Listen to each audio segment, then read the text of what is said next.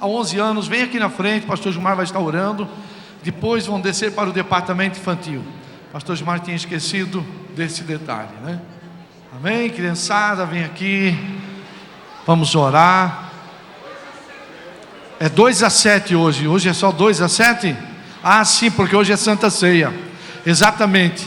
Dia de Santa Ceia só de 2-7 anos.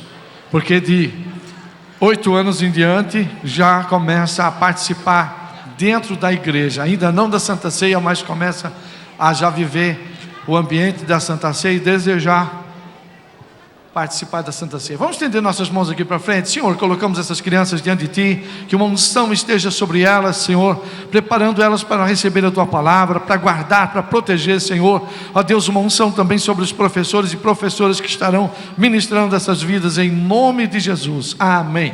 Glória a Deus. A criançada pode sair então. Aleluia. Passo então para o apóstolo Juvenal. É uma alegria, pena que nosso tempo é um pouco limitado devido às nossas programações. Amém?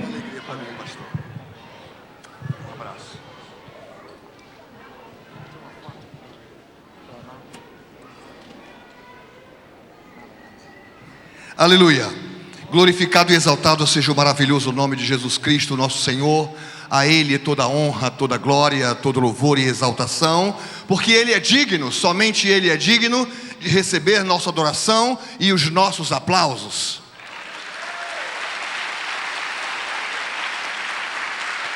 Eu trago saudações da Igreja Viva Global em Manaus, em São Paulo, no estado da Bahia, no estado de Minas Gerais e em quase todo a Venezuela. Cada um dos pastores das nossas igrejas espalhados nesses lugares. Eu estou autorizado, aonde quer que eu esteja compartilhando a palavra de Deus, a trazer uma saudação da parte e do coração de cada um deles para cada uma das igrejas queridas onde temos podido compartilhar. Saudações especiais da minha namorada preciosa, a apóstola Ogla, que está nesse momento me representando no Congresso Apostólico em Belo Horizonte. É um congresso anual, do qual fazemos parte da rede apostólica que fazemos parte. É uma rede apostólica americana chamada Global Spheres. E todos os anos temos um congresso internacional no Brasil dessa rede apostólica. E como eu tinha feito esse compromisso com o pastor Renato Fidelis, um amigo querido, que me colocou em contato com os amigos dele no estado de Santa Catarina. E nós estamos já aqui há uma semana compartilhando aquilo que o Espírito do Senhor tem colocado em nosso espírito para propagar nas igrejas do Senhor sobre esse estado e essa nação brasileira. Eu quero, nesta noite, pedir que todos abram suas Bíblias, os que as têm, no livro de Marcos, no capítulo 1. Evangelho de Marcos, no capítulo 1. O que tenho a compartilhar nessa noite, irmãos, é algo absolutamente necessário para esse tempo.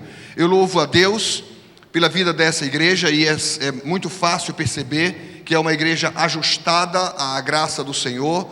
É uma igreja que vive debaixo de submissão espiritual, mas por alguma razão que só o Espírito do Senhor o sabe, essa é a palavra que durante todo este dia, enquanto estive em oração, o Espírito do Senhor Deus colocou para que nós trouxéssemos a esta igreja linda e preciosa. Obrigado ao pastor Gilmar pelo carinho, pela atenção e oportunidade. Marcos capítulo 1, versos 14 e 15. Marcos capítulo 1, versos 14 e 15 diz assim: depois de João ter sido preso, foi Jesus para a Galileia, pregando o evangelho de Deus, dizendo: o tempo está cumprido e o reino de Deus está próximo. Arrependei-vos, pois, e crede no evangelho. Amém. Quando nós nos voltamos para essa escritura, nós nos damos conta que o principal personagem aqui desse texto, João Batista, ele era um pregador de arrependimento. Era alguém cuja principal mensagem do coração e do espírito dele era uma mensagem de arrependimento. E sua mensagem, ela provocava imenso desconforto em toda a estrutura da religião judaica. Tudo que João Batista dizia, tudo que ele propagava, gerava desconforto ao redor dele. E para calar a mensagem de João Batista, as autoridades espirituais, religiosas da época, eles prenderam João para matá-lo. Mas é interessante a gente entender o seguinte, que arrependimento é algo que está dentro do contexto da agenda de Deus para esse tempo. Na verdade, todas as coisas que Deus quer fazer com os seres humanos, e de uma forma especial com a igreja, está ligada à ideia de arrependimento. E nós precisamos entender exatamente por que arrependimento é tão importante para essa conexão entre homens e Deus, entre igreja e o Senhor Jesus. A proposta de arrependimento, ela sempre vai incomodar as pessoas que atingiram status na sua vida espiritual. Elas chegaram ao seu pódio pessoal. Elas atingiram um status de vida, um balanço na sua vida pessoal, e elas acham que não devem melhorar, elas acham que não devem avançar. Mas a grande questão é que o plano que Deus tem com cada um de nós, com a sua igreja, com o seu povo, com a sua família, é um plano de aperfeiçoamento. A Bíblia, e na verdade o Senhor Deus, está absolutamente obstinado em fazer de nós pessoas que pareçamos com Jesus. Eu sei que nós mudamos, eu sei que muita coisa errada que estava na nossa vida não está mais, eu sei que nós fomos transformados, eu sei que há muita coisa boa em cada um de nós, mas a verdade é que Deus está obstinado em nos fazer parecer com seu Filho Jesus. Ele quer mais de cada um de nós, Ele espera mais de cada um de nós, porque quando o agricultor planta semente de trigo, o que ele quer colher de volta é exatamente trigo. E se ele planta semente de soja, a sua expectativa é uma colheita de soja. Então Deus tirou de si mesmo seu único filho e o plantou na terra, o plantou sobre a raça humana, e tudo que Deus quer colher são Cristos, pessoas que pareçam com Jesus Cristo. E quantos desejam isso nessa noite? Levante um aplauso para o Senhor.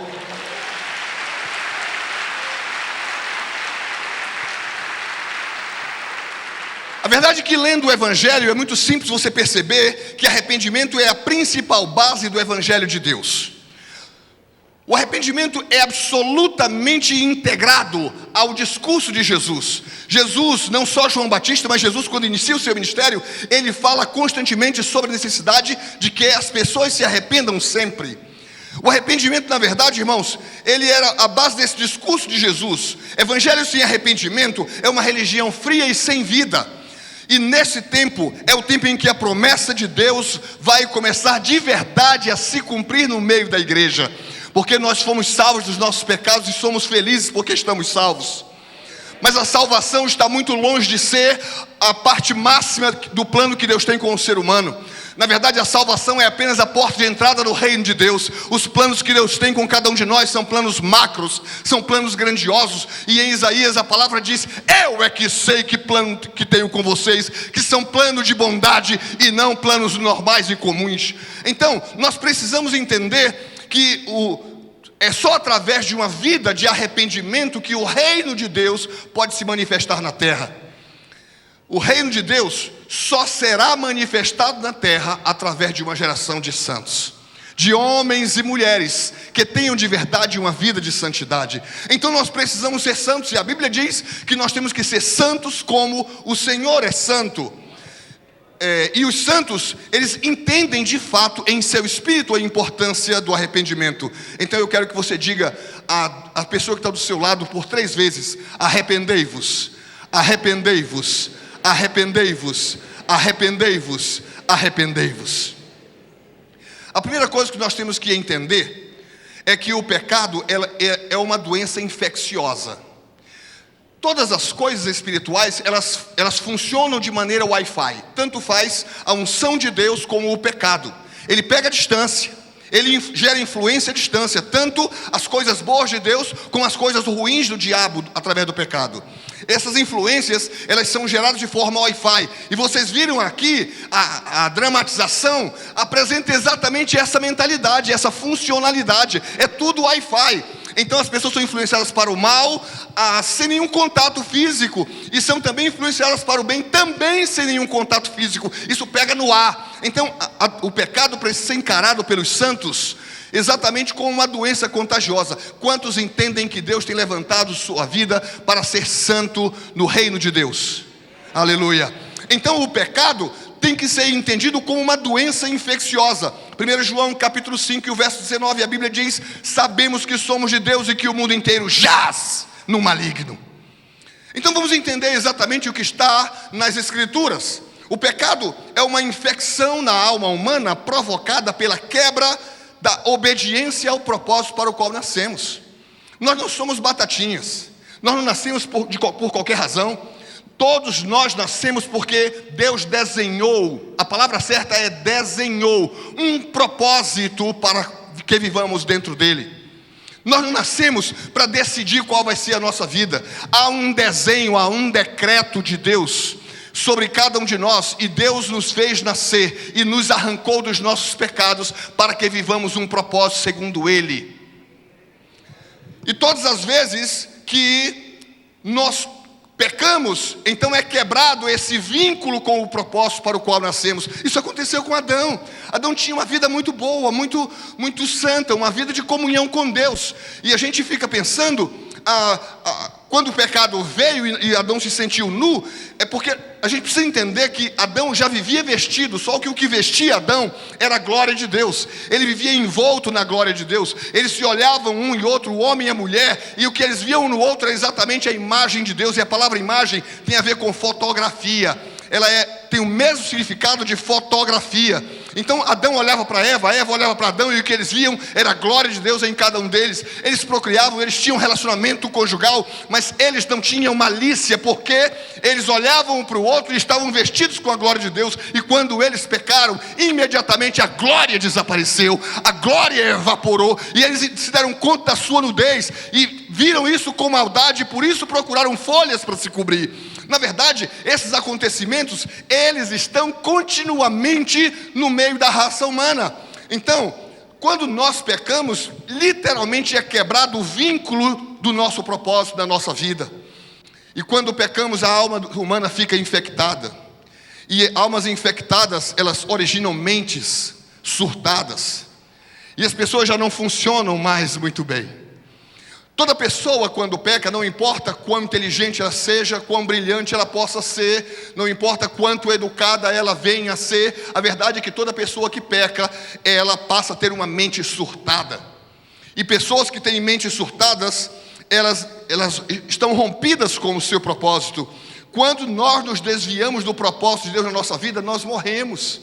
Há uma pesquisa na nação brasileira, no meio da igreja do Senhor no Brasil, de que 74, alguma coisa por cento dos convertidos na nação brasileira estão fora das igrejas.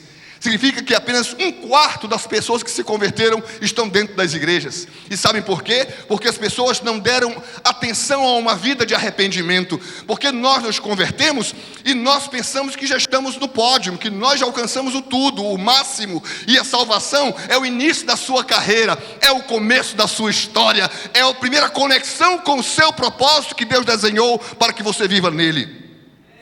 Então nós não podemos descuidar só porque estamos salvos. Nós não podemos brincar agora de roda, brincar de canções de ninar, só porque agora estamos salvos. A salvação é o começo de tudo que Deus preparou para mim e para você também. Quando nós nos desviamos do propósito de Deus, nós morremos espiritualmente. E é por isso que 3/4 da população daqueles que foram convertidos estão fora das igrejas e odeiam os pastores e odeiam a igreja. Eles querem distância da igreja porque saíram da igreja magoados, porque pecaram e não foram compreendidos, entre aspas. Na verdade, eles queriam que seus pecados fossem aceitos. E a prova disso é que nos dias em que nós vivemos, não apenas no nosso Brasil, mas em todo o Ocidente, existe hoje igreja para todos os gostos. As pessoas podem ter seus pecados à vontade, porque aparece alguém com a alma infectada, com a mente surtada, e cria e abre uma igreja para pessoas com determinado tipo de pecado. Não, o seu pecado é o quê? Roubar, tem a igreja dos ladrões. O seu pecado é homossexualidade, tem a igreja dos homossexuais. Então vão criando igrejas com todas as matizes e cores do inferno, que não, na verdade, nenhuma conexão com o reino de Deus. Então temos que entender o pecado como algo infeccioso, é uma doença. O pecado é uma doença. Nós não podemos achar que porque estamos sob a graça, e é maravilhosa a graça, A graça é algo maravilhoso, mas nós não podemos pecar conscientemente só porque estamos debaixo da graça. Nós temos que encarar a responsabilidade que temos como santos, como filhos e filhas de Deus, como homens e mulheres através de quem Deus quer transformar o mundo. Há um desejo ardente no coração do Pai de transformar o mundo, mas Deus não tem podido transformar o mundo até que transforme profundamente a igreja. Então nós precisamos lidar com essas realidades espirituais com maior responsabilidade, com maior entendimento, discernindo os tempos e as coisas ao nosso redor. Por isso que a Bíblia diz que o mundo inteiro jaz no maligno. A segunda coisa que eu quero compartilhar é que o arrependimento é a única cura para todo pecado. Presta atenção, Marcos 1:15 diz: arrependei-vos. É o que diz a parte final do verso 15. Arrependei-vos. A palavra arrependimento vem do grego metanoia. E a palavra metanoia significa mudança de mente, mudança de programação mental. É necessário que a nossa programação seja mudada. Não é apenas, eu vou deixar de fumar, eu vou deixar de beber, eu vou deixar... Não é nada disso. Trata-se de uma mudança mental, uma mudança de programação mental, é uma mudança de comportamento diário. Nós nunca seremos curados do pecado sem mudar nosso jeito de pensar. Porque se nós apenas vemos a igreja, isso é só uma religião, é um ato religioso. Não adianta só vir à igreja, só batizar nas águas, só tomar um copo de vinho, um pedaço de pão, isso não muda você. É preciso que a mente seja afetada. Nossa mente precisa ser afetada. Nossa mente precisa de metanoia, precisa de mudança, precisa de transformação. Nós precisamos abdicar da nossa mente humana e abraçar e receber, ser conectado com a mente de Cristo.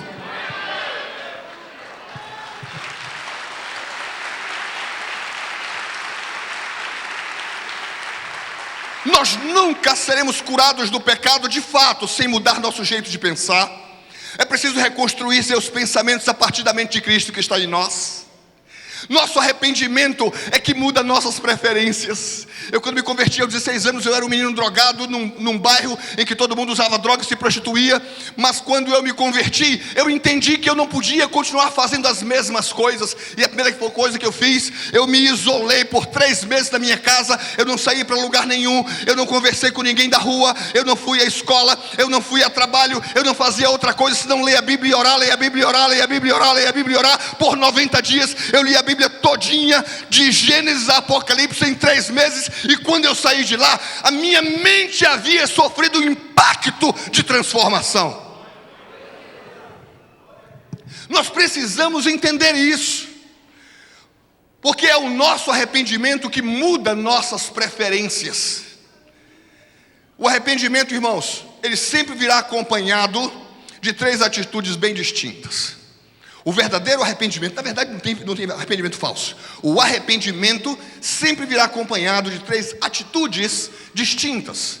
E a primeira dessas atitudes é a confissão.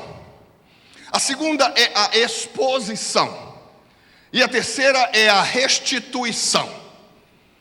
Nunca haverá de fato arrependimento até que nós confessemos, nos exponhamos e nós restituamos. Deixa eu fazer você entender isso melhor. Confissão. O que é confissão? É varrer todo o lixo para fora da nossa alma. É admitir: eu não posso continuar fazendo isso. Eu não posso sequer continuar pensando isso. Eu não posso continuar sentindo isso. Eu não posso continuar tendo essas vontades. É você fazer um enfrentamento de si mesmo. O nosso maior inimigo não é o diabo, o diabo é o inimigo vencido. Jesus disse que ele estaria debaixo dos nossos pés. Temos que parar de ter medo do diabo. Você não tem razões para ter medo do diabo, porque maior é o que está em você do que aquele que está no mundo. Nosso maior adversário somos nós mesmos, que banalizamos as realidades maravilhosas do reino de Deus, que nós não queremos levar a sério a nova vida que recebemos gratuitamente. mas foi gratuito para você, não para os céus. O céu pagou o preço mais alto que existe para que você e eu estivéssemos dentro do reino de Deus.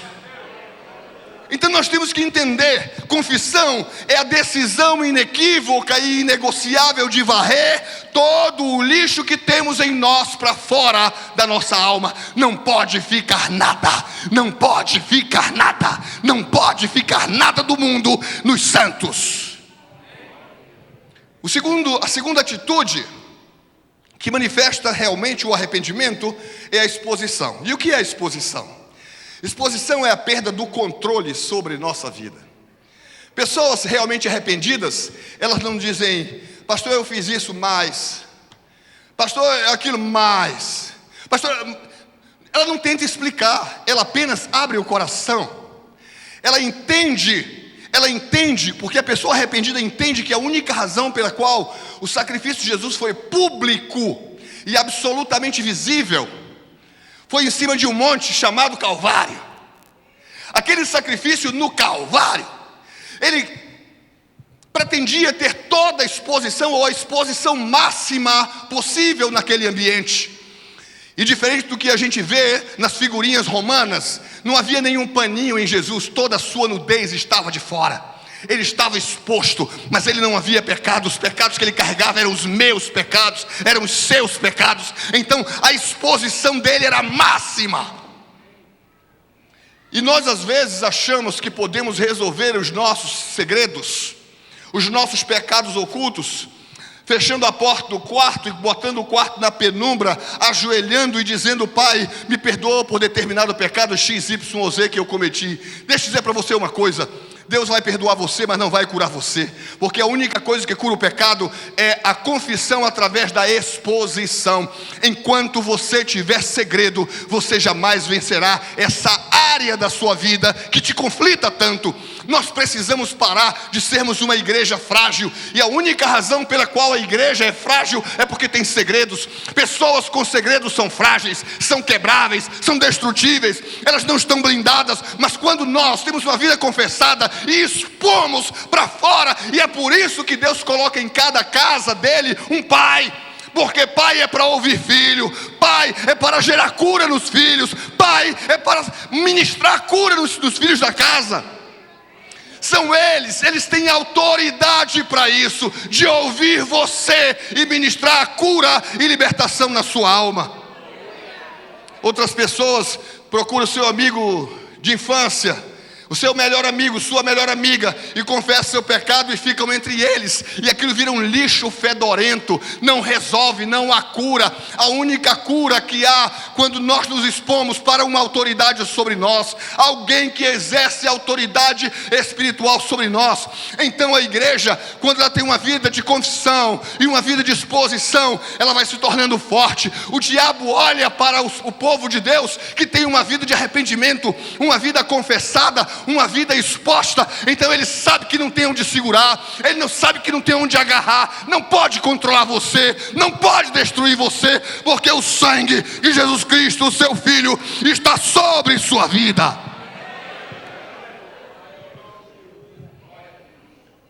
E por último, a restituição. Eu disse que são 3 atitudes, lembram?